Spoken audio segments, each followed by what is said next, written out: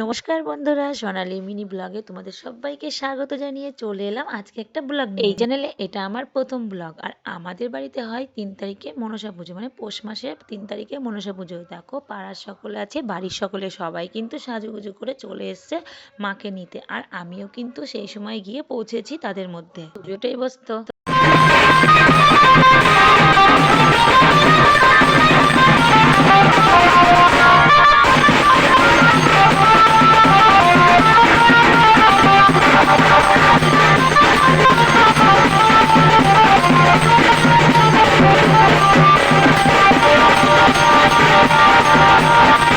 ছিল ছবি ওঠাই ব্যস্ত, কেউ ছিল নাচায়, আর কেউ ছিল মাকে দর্শন করার। আর সবাই কিন্তু, আমাদের এবার নাচ বন্ধ হয়ে গেছে, আমিও ছিলাম তাদের মধ্যে। নাচ বন্ধ হয়ে গেছে, বাড়ির কাছে চলে এসেছি, তাই জন্য কিন্তু হাঁটতে হাঁটতে নিয়ে যাচ্ছি। আর কতই বা নাচবে, আর নাচতে নাচতে সব ক্লান্ত হয়ে পড়ছে।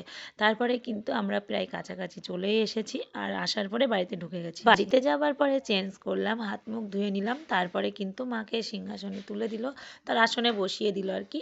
দেওয়ার পরে আমরা একটু ঘুরতে চলে এসেছি রাস্তায়। আমাদের রাস্তা দিয়ে যেতে যেতে দুই পাশে ছিল সর্ষের জমি, তাই সর্ষের জমিতে আমরা এখানে এসে বসে একটু ফটো তুললাম, একটু ভিডিও করলাম, তারপরে একটু আড্ডা মারছিলাম। তারপরে কিন্তু আমরা কিন্তু ওখানে কথা বলে গল্প করে চলে গেলাম। ওখানে পাশে ছিল জেঠিরা। তারপরে ওখান থেকে চলে গেলাম মঠের দিকে। একটু বললাম চল, মঠে যাওয়া হয়নি অনেক দিন, তাই মঠে একটু ঘুরতে গেলাম আর দেখতে গেলাম কেমন কি হয়েছে। পরে কিন্তু গিয়ে দেখলাম মঠের দৃশ্যটা পাল্টে গেছে। আর মঠের দেখো দুই সাইডে গাছপালা লাগিয়ে রেখেছে, ফুল গাছ, অনেক গাছ। তারপরে ছিল সাইডে আখ বাগান।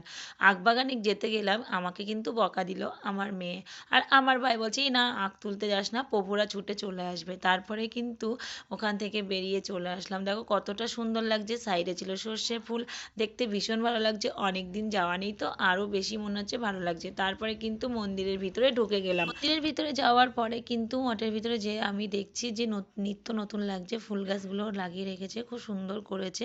আগের যে প্রভুরা ছিল তাদেরকে কিন্তু, মানে তারা নেই আর কি এখানে। আর অন্য প্রভুরা এসছে, মায়াপুর থেকে এসছে, তো মায়াপুরের মতন কিছু করতে চাইছে। তো তারপরে দেখো এখানে ফুল গাছ, কাগজ ফুল গাছগুলো খুব সুন্দর লাগছিল। এখানে ছিল প্রভুদের 4 চাকা গাড়ি। তার পাশে মানে ওই পাশে করেছিল গোশালা। তো আমরা গোশালাতেও গেলাম, গিয়ে দেখি কটা গরু আছে, গাই গরু আছে, বকন আছে। তো তারপরে ভিতরে ঢুকে গেলাম। আর এখানে আমার ভাইরা দাঁড়িয়ে দাঁড়িয়ে গল্প করছে, যাই ওঠে অনেকেই ছিল।